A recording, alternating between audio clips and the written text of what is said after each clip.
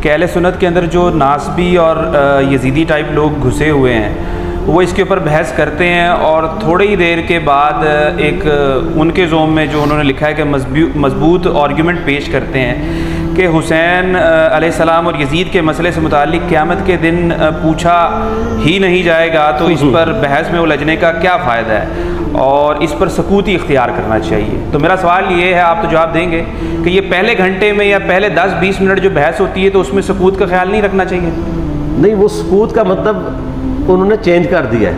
اچھا، سکوت کا مطلب یہ ہے کہ ہم جو کچھ بولتے رہیں وہ ٹھیک ہے، آپ سکوت اختیار کریں، یہ مطلب ہوتا ہے سکوت کا۔ میں اس سوال کے اوپر نا 2 گھنٹے بول سکتا ہوں، لیکن کوشش کروں گا کہ میں مختصر سے وقت میں یہ کیڑا نکالوں۔ یہ موسٹ آسکڈ کوسچن ہے اس وقت، اور وہ بھی صرف اس لیے بنا ہے کہ میں نے کچے چٹے کھول دیے ہیں آل امیہ کے، بخاری اور مسلم کی روشنی میں۔ اب ان کو پڑ گئے ہیں ہاتھ پاؤں، تو اب یہ کہہ رہے ہیں سکوت اختیار کریں۔ جب آپ لوگ ناسبیت پھیلا رہے تھے، ناسبی کہتے ہیں جو سیدنا علی کے خلاف کھڑے ہونے والے لوگ ہیں، یزیدیت پھیلا رہے تھے، اس وقت آپ لوگوں کو کوئی شرم و حیا نہیں آئی ہے؟ اس وقت اگر آپ کو کہتے بھی تھے سکوت اختیار کریں تو آپ کہتے تھے نہیں جی نہیں، یہ بڑا ضروری ہے، یہ آج کل بدعت پھیلی ہیں، ہم نے اس پہ بولنا ہے، یہ کرنا ہے۔ اب جب آپ کو آ کے کسی نے کنفرنٹ کرنا شروع کیا ہے اور آپ کا پورا کچا چھٹا کھول کے بخاری مسلم کی روشنی میں یہ ریسرچ پیپر لکھ دیا ہے، 200 احادیث میں نے اس میں جمع کی ہیں اکثر بخاری مسلم سے، واقعہ کربلا کے پس منظر کے اوپر، یہ کربلا ایک دن میں نہیں ہوئی، آپ ان کو پڑھ گئے ہاتھ پاؤں اور یہ کہہ رہے ہیں وہ جی ایسی باتیں نہیں کرنی چاہیے۔ پہلے میں تو الزامی جواب اس کا دیتا ہوں، الزامی جواب پھکی والا، اینٹی وینم، لاجیکل آنسر اس لیے ضروری ہوتا ہے تاکہ دماغ میں ڈرل ہو، کوئی بات اندر داخل ہو۔ مجھے یہ بتائیں کہ ڈاکٹر ذاکر نائک نے جب 2009 کے اندر یزید کو رضی اللہ عنہ کہا، اس وقت کون کون سے علماء تھے اہل حدیث کے یا دیوبند کے؟ بریلویوں کو بھی تھے لیکن وہ بھی اپنی حاضری لگا رہے تھے، ان کو چھوڑ دیں۔ شیعہ نے تو بولنا ہی تھا کہ جنہوں نے فرنٹ سے لیڈ کر کے ڈاکٹر ذاکر نائک کو یہ کہا ہو کہ آپ سکوت اختیار کر لیں، کسی نے بھی نہیں کیا، مزہ لے رہے تھے اس کا۔ ڈاکٹر ذاکر نائک نے جب 2009 میں یہ فتنہ اٹھایا، میں ان کی بڑا احترام کرتا ہوں، آپ کو پتہ ہے میں ان کو پروموٹ بھی کرتا ہوں، علمی اختلاف اپنی جگہ۔ میں نے جب اس کو کنفرنٹ کیا، اس کو علمی دلائل کے ساتھ جواب دیا، تو یہ سارے ہمارے پیچھے پڑ گئے۔ یعنی آپ ہمارے سروں پہ جوتیاں بھی مارتے ہیں اور ہمارے رونے پہ بھی بندی لگاتے ہیں، اس کو کوئی نہیں کچھ کہہ رہا۔ جب ہم نے جواب دیا تو سارے ہمیں کہنے لگے جی آپ سکوت اختیار کر لیں۔ ڈاکٹر ذاکر نائک کو کسی نے کہا سکوت اختیار کریں؟ اب آج کے بعد نہ کوئی ریکارڈ کرا دے، پچھلے 10 سالوں میں کوئی ویڈیو دکھائیں، 10 سالوں میں نہیں دکھائیں، شروع کے 2-3 سالوں میں، 2009, 10, 11, 12 میں ڈاکٹر ذاکر نائک کا نام لے کے کسی نے کہا سکوت اختیار کریں؟ تو وہ تو سکوت کا مطلب یہ کہتے ہیں کہ آل امیہ کو آپ ننگا نہ کریں، اہل بیت کی آپ جتنی مرضی گستاخیاں کر لیں، ان کے دشمنوں کو جتنا مرضی بڑھا چڑھا کے بیان کریں، اس پہ یہ راضی رہتے ہیں۔ تو ان کو تو سکوت نہیں کرواتے، ان کو تو حافظہ اللہ کہتے ہیں، ان کو تو دامت برکاتہم عالیہ کہتے ہیں، اور جو جواب دے رہا ہے احادیث کی روشنی میں اس کو کہتے ہیں آپ سکوت اختیار کریں۔ تو بخاری مسلم کو ہم پھر بند کر دیں؟ میں نے تو اپنی کو بات ہی نہیں کی ہے، میں تو صحیح الاسناد حدیث سے بیان کرتا ہوں۔ اور دوسرا صرف اس معاملے میں کیوں سکوت اختیار کریں؟ وہ کہتے ہیں جی اس لیے دیکھیں جی کربلا ہو چکی، کام ختم ہو گیا، اثرات تو آج تک ہے، وہ تو پھر غزوہ بدر بھی ہو چکی ہوئی ہے، تو رمضان شریف میں آپ غزوہ بدر کے اوپر کیوں جمعے پڑھاتے ہیں؟ ختم کریں، غزوہ احد پہ ختم کریں، میلاد کے بھی سب کچھ پروگرام ختم کریں۔ نبی علیہ السلام پیدا ہوئے تھے، فوت ہو چکے، جنتوں میں زندہ ہیں، لیکن اب دنیا میں تو نہیں ہے۔ ان چیزوں کو یاد کیوں رکھا جاتا ہے؟ زندہ قومیں اپنے ماضی کے واقعات کو یاد رکھتی ہیں۔ پھر پورے کا پورا قرآن انسانی تاریخ کے کتنے بڑے بڑے واقعات بتاتا ہے جو ختم ہو چکے ہیں۔ برادران یوسف فوت ہو چکے ہیں، لیکن آج تک قرآن میں عبرت کے لیے انہوں نے جو کچھ اپنے بھائی کے ساتھ کیا، اور برادران یوسف وہ صحابی ہیں جن کا باپ بھی پیغمبر ہے، بھائی بھی پیغمبر ہے، ڈبل صحابی ہیں، لیکن آج بھی ان کی مثال دی جاتی ہے۔ تو کوئی اسے کوئی یہ نہیں سمجھتا کہ گستاخی ہو گئی ہے۔ پھر الٹیمیٹلی آ کے تو وہ سورہ بقرہ کی آیات پیش کرتے ہیں، تلک امۃ قد خلت لہا ما کسبت ولکم ما کسبتم، اور ظالموں اس آیت کا ترجمہ ہی تم لوگوں نے بدل دیا۔ یہ تو کانٹیکسٹ سٹارٹ ہو رہا ہے کہ یہودی کہتے تھے ہم ابراہیمی ہیں، ہمیں ابراہیم کی نسبت کام آ جائے گی. تو اللہ نے فرمایا تلک امۃ قد خلت، وہ بڑی نیک امت تھی، وہ تو جا چکی ہے. لہا ما کسبت ولکم ما کسبتم، ان کے لیے ان کے نیک اعمال ہیں اور تمہارے لیے تمہارے نیک اعمال ہیں. لہا ما کسبت ہے، علیہا کے ساتھ نہیں ہے. علیہا ہو تو ان کی گناہ کا وبال ان پہ، تمہارے گناہ کا وبال تم پہ. ان نیکیوں کے لیے بات ہو رہی ہے کہ کسی پرانے بزرگوں کی نیکیاں تمہارے کام نہیں آئیں گی. یہ نہیں بات ہو رہی کہ پرانے بزرگ اپنی برائیاں ساتھ لے گئے اور تم بھی اپنی برائیاں ان کو چھوڑو، ان کو ڈسکس ہی نہ کرو. یہ قرآن بات کیسے کر سکتا ہے؟ قرآن تو خود پرانوں کی غلطیوں کو ڈسکس کرتا ہے عبرت کے لیے. تو ترجمہ ہی بدل دیا. یہ یہودیوں کو ٹانٹ کیا گیا تھا کہ تم ابراہیمی ہونے کا دعویٰ کرتے ہو اور کہتے ہو ابراہیم کی نسبت ہمیں کام آئے گی، ان کے نیک مال تو وہ ان کے نیک مال ان کے لیے تھے. ہم ویسے کر رہے ہی ہیں یا اللہ جو کچھ بھی ہے تیرے محبوب کی امت سے ہے. اس کے لیے اس کو کنڈیم کرنے کے لیے تھا. انہوں نے پکڑ کے اس کا ترجمہ ہی بدل کے اور ہی مطلب اس میں سے نکال دیا. تو پھر اللہ تعالیٰ کی طرف سے بھی بندے چھوڑ دیے جاتے ہیں نا ایسے لوگوں پہ. پھر جو جھوم جھوم کے کہتے ہیں کہ نہ میں وابی نہ میں بابی، میں ہوں مسلم علمی کتابی. آؤ علمی کتابی بات کرو. تو ان سے یہ پوچھیں کہ یہ جو آپ دفاع صحابہ کانفرنسز کرتے ہیں تو قیامت والے دن آپ سے پوچھا جائے گا کہ آپ نے صحابہ کرام کے دفاع کے اوپر کانفرنسیں کرنی ہے کہ نہیں؟ کیوں نہیں؟ ہے کسی حدیث میں آیت میں؟ نہیں. تو کیوں کر رہے ہیں؟ تو وہ کہیں گے ہاں پوچھا جائے گا. تو ہم بھی کہتے ہیں ہاں پوچھا جائے گا، بالکل پوچھا جائے گا. سورہ تکاثر میں آتا ہے نا ثم لتسألن یومئذ عن النعیم، پھر اس قیامت کے دن تم سے ہر نعمت کے بارے میں پرسش ہوگی. کیٹیگوریکل ہے. جس کو اللہ نے علم دیا نا یہ اس کے پاس نعمت ہے، اس کے بارے میں پوچھا جائے گا علم آگے تک پہنچایا کہ نہیں، اور نہیں پہنچایا ہوگا تو لعنتی ہوگا وہ.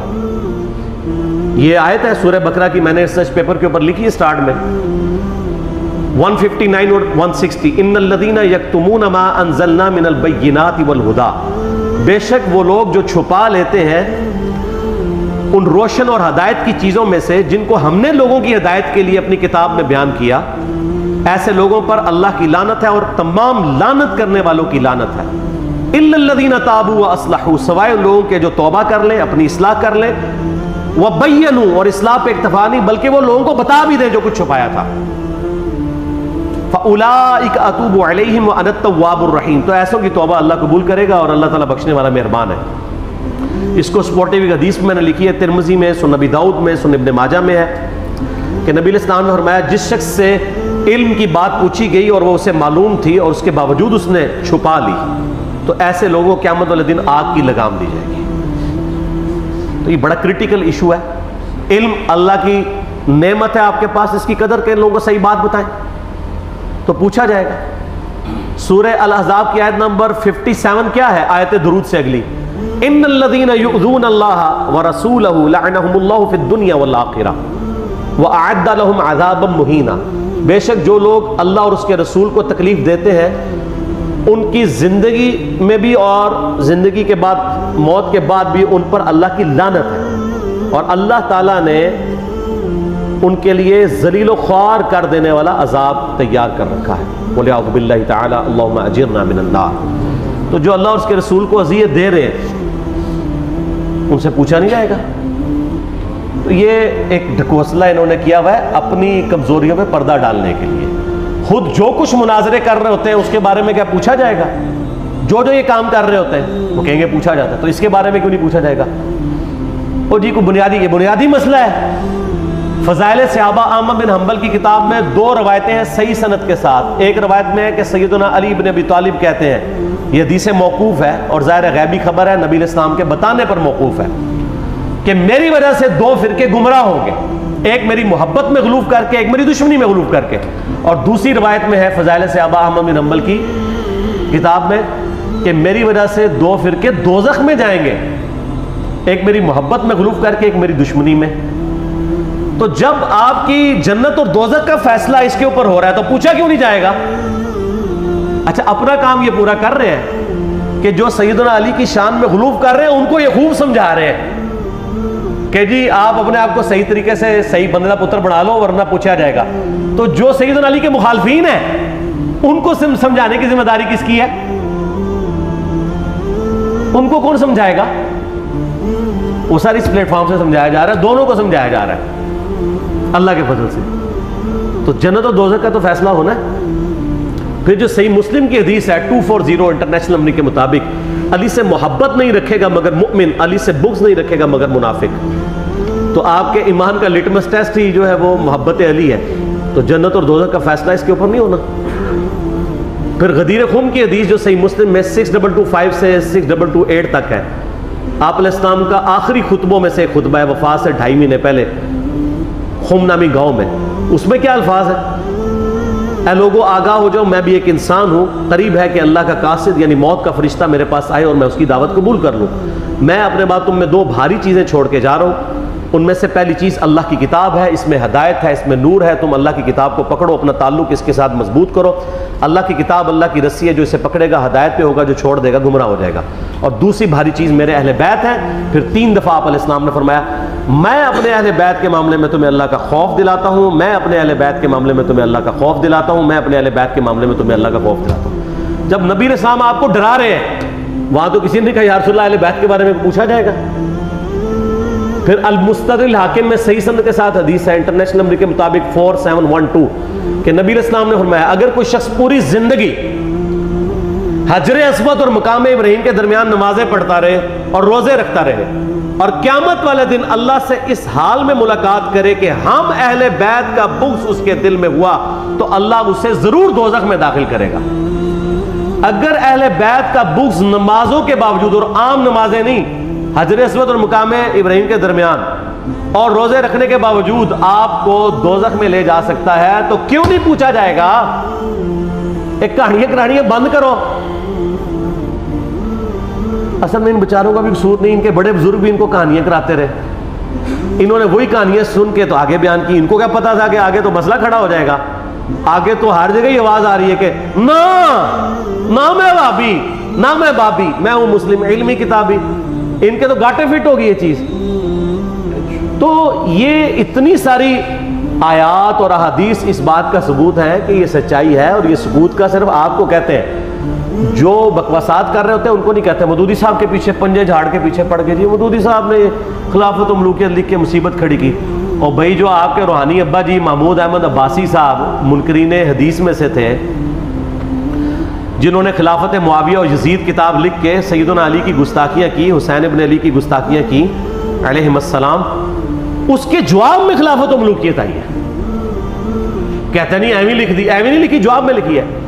اور پھر سعودیہ کی فنڈنگ کے بعد یہاں پہ لوگوں نے جب حسین ابن علی کو نیچے کرنا شروع کیا اور یزید کو اوپر اور یزیدی پارٹی کو اوپر کرنا شروع کیا، تو پھر 5B آ گیا۔ آپ دیکھیں کبھی بھی انیشیٹو اہل بیت کے چاہنے والوں کی طرف سے نہیں لیا جاتا، یہ تو ہم جواب والی سائڈ پہ بیٹھے ہوتے ہیں، ہمیشہ یہ پنگا لیتے ہیں، ہم جواب دیتے ہیں، جب جواب دیتے ہیں ان کی ہوتی ہے ٹھکائی، پھر یہ کہتے ہیں سکوت اختیار کر لیں۔ سمجھ آ گیا آپ کو پوری گیم؟ یہ سکوت کا بات یہ کرتے ہی اس لیے ہے کہ ان کی ہوتی ہے ٹھکائی، ان کو تو یہ حدیثیں ضمنی نہیں ہوتی ہیں، اب یہ اپنے امام کو منہ نہیں دکھا سکتے، پھر ان کو بڑی مصیبت کھڑی ہو جاتی ہے کہ اب کیا کریں، کس طریقے سے اب قابو کریں، تو آخری علی یہ ہے سکوت اختیار کر لیں۔ سکوت آپ لوگوں نے تو کوئی نہیں اختیار کیا ہوا، آپ کے سامنے جب صحابہ کرام کی توہین ہوتی ہے تو آپ کیوں شیعہ کو سمجھاتے ہیں؟ سکوت اختیار کریں نا، کون سا آپ سے قیامت دن پوچھا جائے گا؟ یہ میں الزامی طور پہ بات کر رہا ہوں۔ اور آپ کے بڑے بزرگ سیدنا علی اور حسین ابن علی کی گستاخیاں کریں، ان سے اپنے بغض کا اظہار کریں، جب ہم ان کو سمجھائیں تو ہمیں کہتے ہیں آپ سکوت اختیار کریں۔ تو سر یہ 2 نمبر پالیسی چھوڑ دیں۔ میں نے پہلے بھی ان کو کہا ہے کہ لوگ گھاس کھانا چھوڑ چکے ہیں، پہلے لوگوں کو آپ نے بے زبان بھیڑے بنایا ہوا تھا، اب لوگوں کے ہاتھ میں قرآن و حدیث آ گیا، اور اس ریسرچ پیپر کے بعد تو یقین کریں ان کے پلے کوئی شے نہیں رہی ہے۔ یہ ریسرچ پیپر آپ ضرور منگوا کے پڑھیں، ایکسٹرا آرڈنری ریسرچ پیپر ہے، انشاءاللہ آپ کو معاملات کلیئر ہو جائیں گے انشاءاللہ تعالی۔ ٹھیک ہو گیا؟